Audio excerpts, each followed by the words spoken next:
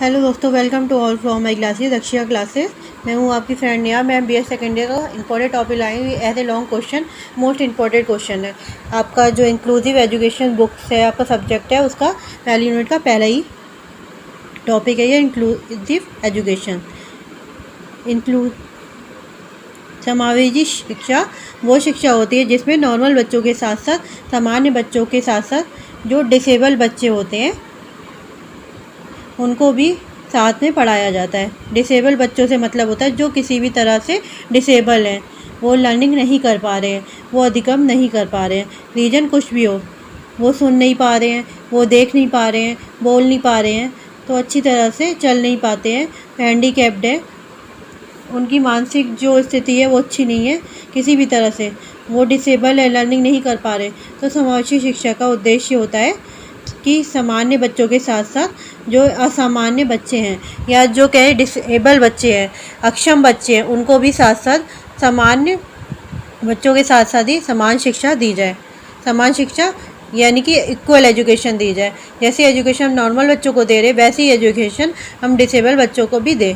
मतलब यह है कि डिसेबल बच्चे किसी भी तरह से नॉर्मल बच्चों से कम ना रहे, उनको भी इक्वल एजुकेशन को लेने का, प्राप्त करने का पूरा हक है। तो ये है आपकी इंक्लूसिव एजुकेशन। पूरी की पूरी बुक आपकी इसी पे कई इर्द गिर्द घूमती है। आज की इस वीडियो में हम देखेंगे इंट्रोडक्शंस, ताकि आपका बेसिक क्लियर हो जाए।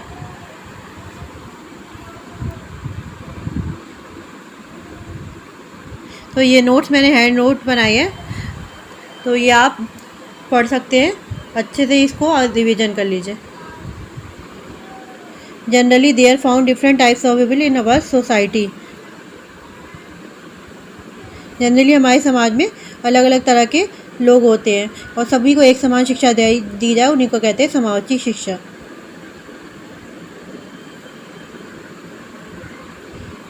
दे आर नॉट अलाइक, एक जैसे नहीं होते। They are different from culture, culture में अलग होते, ग्रुप में अलग होते, रेस जाति में अलग होते, रिलीजन धर्म कलर में अलग होते, एबिलिटी में अलग होते और डिसेबिलिटी में अलग होते।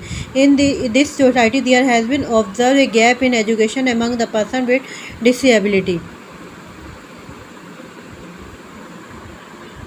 मतलब हमारे समाज में योग्य और अयोग्य व्यक्तियों की शिक्षा के बीच एक गहरी खाई दिखाई पड़ती है। इस खाई को भरने के लिए एक महत्वपूर्ण शिक्षण व्यवस्था की आवश्यकता महसूस होती है।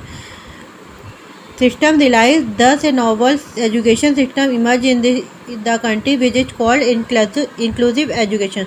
इस प्रकार देश में एक आदर्श शिक्षा व्यवस्था लाई गई जिसको हम समावेशी शिक्षा के नाम से जानते हैं। इस शिक्षा के अंदर सभी प्रकार के योग्य और अयोग्य व्यक्ति एक साथ समान शिक्षा को प्राप्त कर सकते हैं। तो ये होता है इंक्लूसिव एजुकेशन।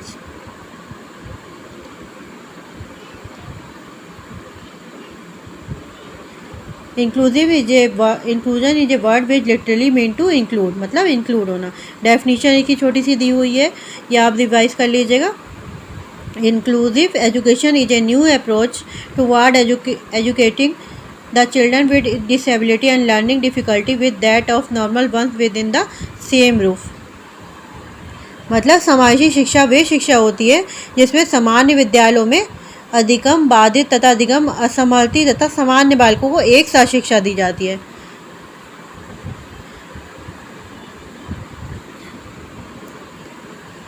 मतलब समावेशी शिक्षा वे होती है जिसमें सामान्य विद्यालयों में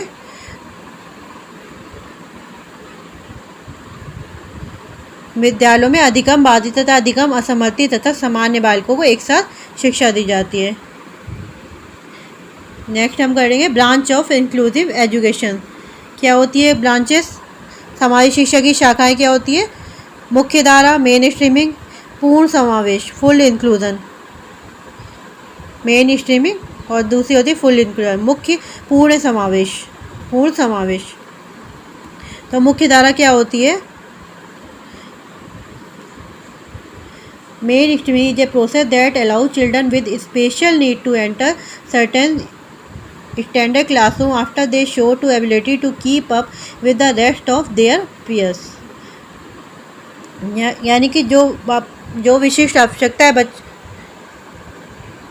मतलब विशिष्ट आवश्यकता वाले बच्चों से जो नॉर्मल बच्चों से अलग होते हैं। डिसेबल बच्चों को विशेष आवश्यकता वाले बच्चे कहा जाता है, चाहे वो बच्चा बहुत ज़्यादा इंटेलिजेंट हो या बहुत डल हो, सभी को हम विशिष्ट आवश्यकता वाले बच्चे के रूप में लेते हैं। विशिष्ट आवश्यकता वाले में अधिगम बाधित होता है। मतलब मुख्य धारा क्या हुई? वे प्रक्रिया जिसमें विशिष्ट आवश्यकता वाले बालकों को उनकी योग्यता के अनुसार सामान्य बालकों के साथ कक्षा में प्रवेश करने की अनुमति देती है, लेकिन केवल जब बच्चा योग्य हो, उसके योग्य हो, तभी इन्हें अनुमति देती है। उनकी एबिलिटी के अकॉर्डिंग सामान्य बच्चों समान बालकों के साथ कक्षा में प्रवेश करने की अनुमति दी जाती है। यानी कि जो बच्चा ऐसा है जिसको कुछ स्पेशल नीड है, यानी किसी तरीके की डिसेबल है, या फिर हो सकता है वो बच्चा बहुत ज़्यादा इंटेलिजेंट हो उन लोगों से, तो उसको भी स्पेशल नीड की आवश्यकता है ना, स्पेशल नीड की आवश्यकता, क्योंकि वो बहुत ज़्यादा इंटेलिजेंट है, उसके लिए ये सब चीज़ें आसान है, तो वो सभी के साथ एडजस्ट नहीं कर पाता, कोलैबोरेट नहीं कर पाता, तो उसको भी स्पेशल नीड की आवश्यकता होती है। तो सभी बच्चों को एक साथ समान शिक्षा दी जानी चाहिए और उनकी योग्यता और उनकी एबिलिटी के अकॉर्डिंग। अगर कोई बच्चा ऐसा है जो नॉर्मल बच्चों के साथ एबिलिटी नहीं है उसमें उनके साथ इंक्लूड होने की, या कहे जो नॉर्मल बच्चों के साथ अपने काम नहीं चला सकता, तो उनको उसमें इंक्लूड करते हैं। सिर्फ उन बच्चों को लिया जाता है जिनको ये लगता है कि हाँ ये उनके साथ एडजस्ट कर लेंगे, जो एडजस्ट कर पाएंगे, जिनकी एबिलिटी देख के लग पाए या एडजस्ट कर पाएगा, उन्हीं को लेते हैं, उन्हीं को ही नॉर्मल बच्चों के साथ भेजा जाता है। तो ये होती है मेन स्ट्रीमिंग। नेक्स्ट होता है फुल इंक्लूजन, मतलब पूर्ण समावेश, मतलब पूरी तरीके से समावेश हो जाए, चाहे बच्चा उसके एबल है या नहीं है, पूरी तरह से समावेश हो जाए। बच्चा अपने आप को सभी के साथ ढाल पा रहा है नहीं पा रहा है, एडजस्ट कर पा रहा है नहीं कर पा रहा है, उससे कोई मतलब नहीं, सभी बच्चों को समान शिक्षा दी जाएगी। अगर नहीं ढाल पा रहा है तो ये टीचर की जिम्मेदारी है, शिक्षक की जिम्मेदारी है कि कुछ उसको एक्स्ट्रा एफर्ट कर दे, कुछ इस काबिल बनाए, स्टेबल बनाए कि वो एडजस्ट कर सके। नहीं कर पा रहा है तो कोई बात नहीं, इसमें बच्चे की गलती नहीं है, टीचर की जिम्मेदारी है, शिक्षक की जिम्मेदारी है कि वो उसमें एक्स्ट्रा एफर्ट डाले और उनको नॉर्मल बच्चों के साथ एबल बना सके। तो इसमें एबिलिटी चेक नहीं किया जाता, इसमें सभी बच्चों को एक समान शिक्षा दी जाती है। मेन स्ट्रीमिंग था ये एबिलिटी चेक करी जाती है, लेकिन इसमें फुल इंक्लूजन में एबिलिटी चेक नहीं करी जाती। Full inclusion put student with special need in a standard classroom environment without testing on or demarcation of school। मतलब पूर्ण समावेश में सभी विशेष आवश्यकता वाले बच्चों को समान कक्षाओं के वातावरण में शामिल कर लिया जाता है, बिना किसी योग्यता जांचे या परखे, बिना उनकी एबिलिटी को जांच या परखे।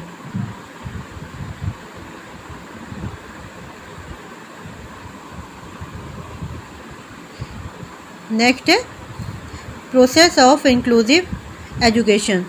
इंक्लूसिव एजुकेशन की प्रक्रिया क्या है? फर्स्ट आता है नॉर्मलाइजेशन होती है। सेकंड आता है distribution situation of educations. Third आता है मेन स्ट्रीमिंग और फोर्थ होता है इंक्लूजन। तो ये होती है इनकी प्रोसेस ऑफ इंक्लूसिव एजुकेशन की।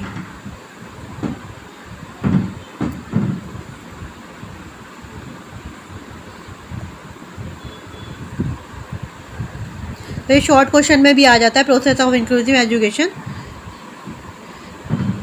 समावेशी शिक्षा की क्या समझते हैं? Problem in inclusive education, lack of teaching skill in teacher.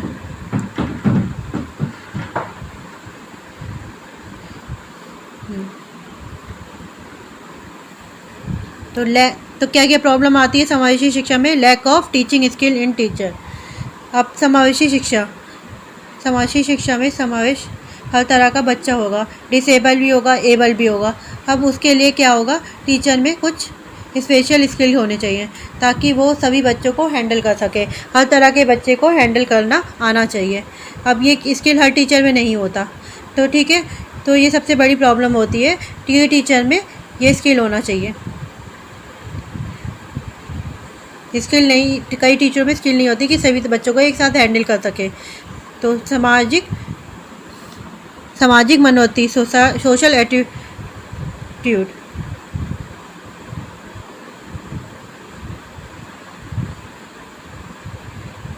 Next है हमारा सोशल एटीट्यूड, सामाजिक मनोवृत्ति। सोशल एटीट्यूड कहते हैं यानी कि सोशल एटीट्यूड, ये हमारा जो समाज है, सोसाइटी है, हमारा जो समाज है, सोसाइटी है, वो कभी कभी एडजस्ट नहीं कर पाते बच्चों को। ऐसे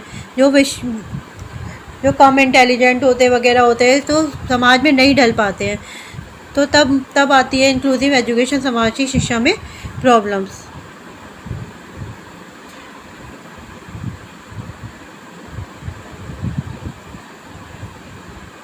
साइकोलॉजी किसी की ऐसी है कि मनोवृत्ति ऐसी है, एटीट्यूड ही ऐसा है कि वो डिसेबल बच्चों को नेगेटिव पॉइंट ऑफ व्यू से देखता है समाज। तो वही सोचते हैं डिसेबल है, ये कुछ नहीं कर पाएगा, उसको आगे पढ़ाना ही नहीं चाहते हैं, ना ही आगे बढ़ने देना चाहते हैं। तो आगे बढ़ने का कोशिश भी करता है तो उनको डिमोटिव करेंगे, तो ये तेरे बस की बात नहीं है, ये सब कह देते हैं, तू नहीं पढ़ पाएगा। तो ये सोशल एटीट्यूड है जो कि बहुत बड़ी प्रॉब्लम क्रिएट करता है इंक्लूसिव एजुकेशन में। नेक्स्ट आता है फिजिकल बैरियर, शारीरिक बाधाएं। जो बच्चा डिसेबल है तो सीधी सी बात है, हैंडीकेप है, तो वो बहुत ज़्यादा उसको लर्निंग में प्रॉब्लम तो आएगी, उसके लिए एक्स्ट्रा एफर्ट करने की ज़रूरत पड़ेगी। नेक्स्ट है करिकुलम, पाठ्यक्रम ऐसा होना चाहिए जो सभी बच्चों के लिए यूज़फुल हो सके, हर तरह का बच्चा उस तक को कर सके, हर बच्चे के काम आ सके। नेक्स्ट है language and communication organisation of the education system. इसमें बहुत ज़्यादा प्रॉब्लम आती है, बच्चा जो बोल नहीं सकता तो नॉर्मल बच्चों को एडजस्ट नहीं कर पाएगा नॉर्मल बच्चों के साथ। तो ये कहने में तो बहुत अच्छी बात लग रही है, इंक्लूसिव एजुकेशन देनी चाहिए। क्या ये पॉसिबल है इन लोग को इंक्लूसिव एजुकेशन देना? तो पॉसिबल नहीं होती, तो बहुत सारी प्रॉब्लम क्रिएट हो जाती है। पॉलिसी एज बैरियर,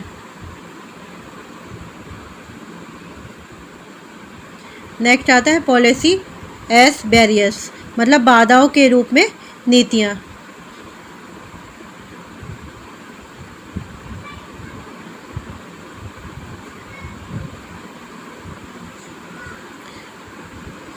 वो पॉलिसी नहीं होनी चाहिए इंक्लूसिव एजुकेशन में जो बाधाएं क्रिएट करती हैं।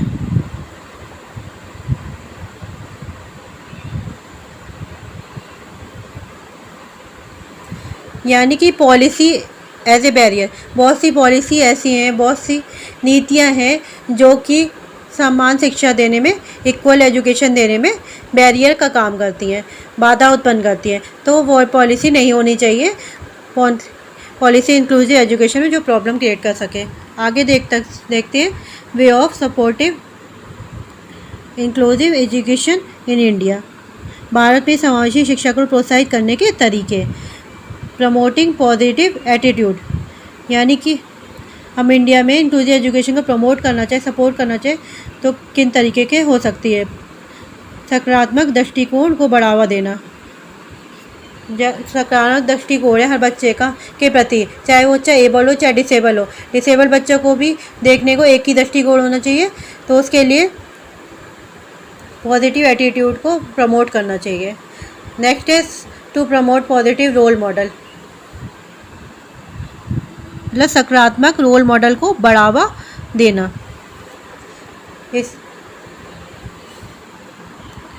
प्रमोट करना positive role model, promotive inclusive learning environment, मतलब समावेशी अधिगम के वातावरण को बढ़ावा देना। कुल मिलाकर जो सबसे मेन बेस्ट तरीका ये होता है प्रमोट करना, लोगों को जागरूक करना, टीवी के माध्यम से हर तरह के, जिस तरह के हम कर सकते हैं, हर लोगों को जागरूक कर सके, मोटिवेट कर सके।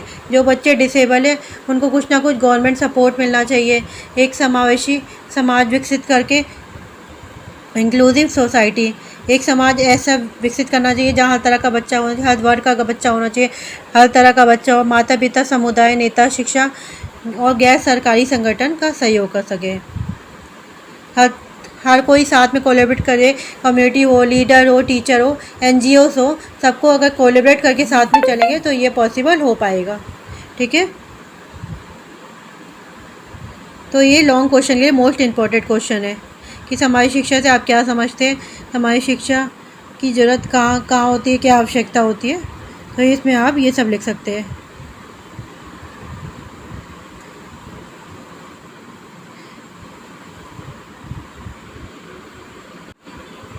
Thanks for watching. अगर आपको हमारा चैनल पसंद आया तो please like share and subscribe जरूर करिए।